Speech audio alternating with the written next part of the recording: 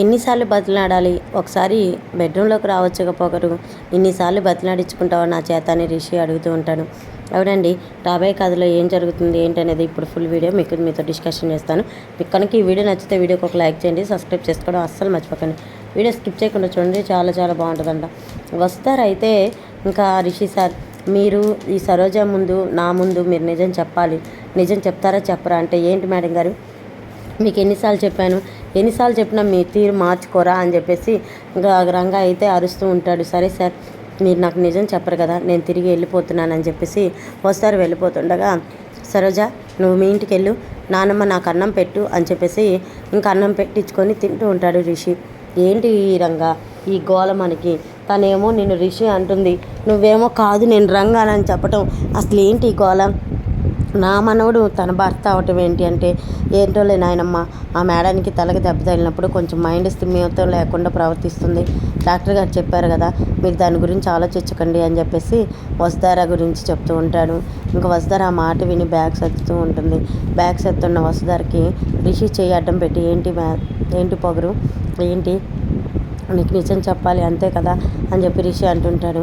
అవును సార్, మీరు రిషినా రంగానా, నాకు నిజం కావాలి, నేను ప్రాణాలతో ఉండగా మీరు నిజం చెప్పరని అర్థమైపోయింది, అందుకే నేను మీకు దూరంగా వెళ్ళిపోదాం అనుకుంటున్నానని వస్తారా అంటుంటే, రిషి ఆ మాటకి వస్తారని కదులుతాడు.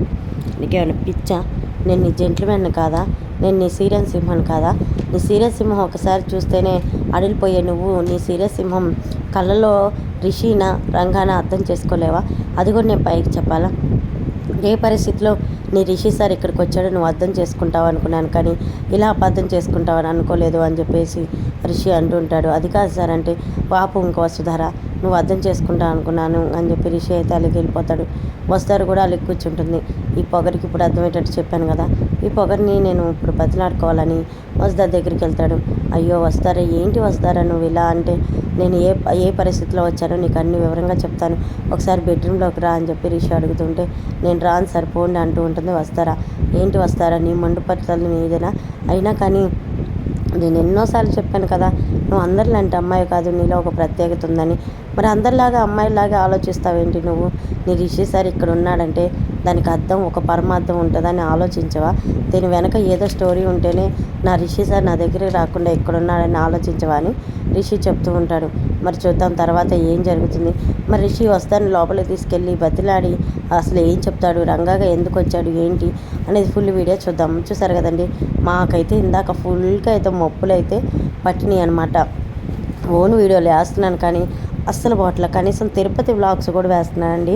తిరుపతి ప్రయాణం ఎలా ఉంటుంది, తిరుపతి జర్నీలో ఎన్ని గంటల స్వామివారి దర్శనం పట్టిద్దని డీటెయిల్గా వీడియో వేస్తున్నాను. మరి మీకు ఎందుకు నచ్చట్లేదో ఏంటో నాకు అర్థం కావట్లేదు. అసలు ఏ రీతిలో నేను వీడియోలు వేస్తే మీకు నచ్చిద్ది అనేది కామెంట్ చేయండి. నేను మంచి కంటెంట్ ఉన్న వీడియోలే వేస్తున్నాను, సో మీకు అర్థమయ్యేలాగా చెప్తున్నాను. మీకు ఏ విధంగా కావాలనేది కామెంట్ చేయండి. మరొక వీడియోతో మళ్ళీ కలుసుకుందాం. అంతవరకు బాయ్ ఫ్రెండ్స్.